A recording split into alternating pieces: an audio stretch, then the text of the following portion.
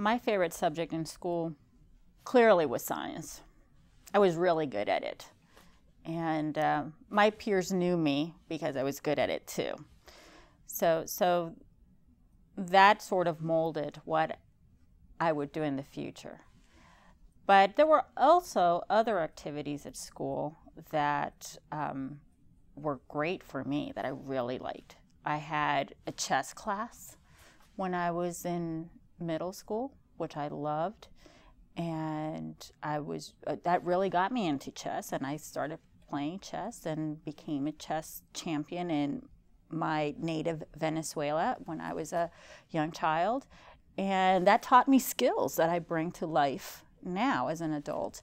And I loved art, learning about the different forms of art, but then also, even though I'm not a good artist, I can't really paint or draw, but I enjoyed learning about art and how to be creative, how to put your creative mind to work. And that I use at work now because, well, if you're going to be a researcher, you have to be creative about how you're going to ask your research questions.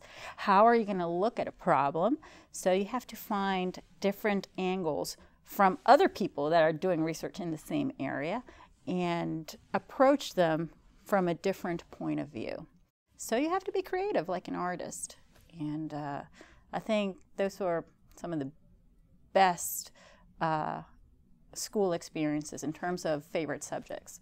Now, you might wonder, as a scientist, well, there's a lot of numbers involved in science, a lot of math. Wasn't math one of your favorite subjects? You know what? It really wasn't. I'm going to confess, I wasn't very good at math. I actually had tutors for math because I had difficulties with it.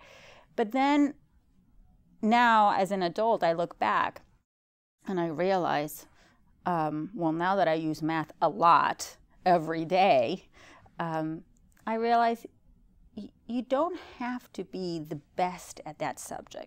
Like, I was really good in science, but that's not why I became a scientist necessarily, or why I want to be a great scientist. But I just need to really dedicate myself to learn harder. I really have to put more effort into learning what I will need for the future. Now, way back when, I didn't realize that, well, if you want to be a scientist, I wasn't thinking, oh, I'm going to need to learn all this math. But if I worked hard, I made it through my quizzes and tests and made it through the grades. And that's why now I can use the math in my science, and I'm like, what was I thinking of? It wasn't that bad, but I just had to learn to deal with it. So it wasn't a best subject for me in school, but it's one of the closest subjects I use now as a scientist.